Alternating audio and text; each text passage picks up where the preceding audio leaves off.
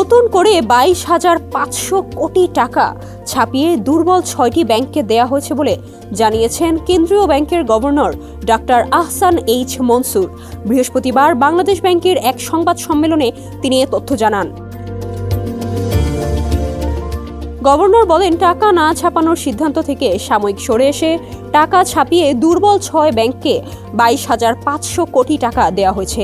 আগামী রবিবার থেকে এসব ব্যাংকগুলোতে টাকা পেতে শুরু করবে গ্রাহকরা, তবে প্রয়োজন ছাড়া অতিরিক্ত টাকা না তুলতে গ্রাহকদের অনুরোধ করেন তিনি।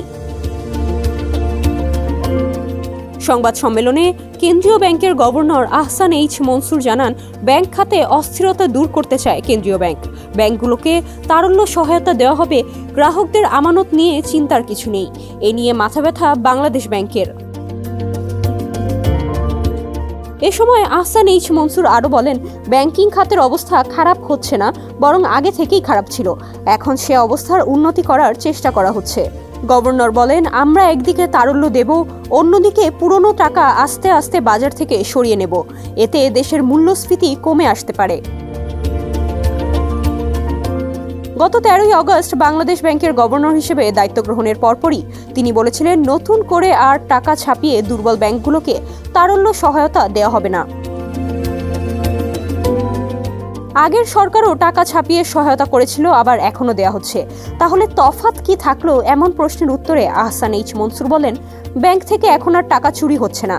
আগে টাকা ছাপিয়ে সহায়তা দেওয়ার পর টাকা বাইরে চলে গেছে, কিন্তু এখন জবাবদিহিতা নিশ্চিত করা হচ্ছে। তিনি আরও বলেন, আগে ব্যাংকগুলোকে টাকা দেওয়া হলে কোনো উন্নতি হয়নি, কিন্তু এখন ফান্ডামেন্টাল পরিবর্তন হয়েছে। ব্যাংকের বোর্ড চেঞ্জ হয়েছে, ব্যাংকগুলোতে তদারকি করা হচ্ছে।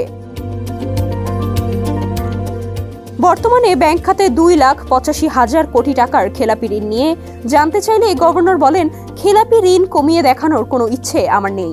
হয়তো ভবিষ্যতে খেলাপি ঋণ 25% পর্যন্ত যেতে পারে, কিন্তু কোনো তথ্য গোপন করা হবে না।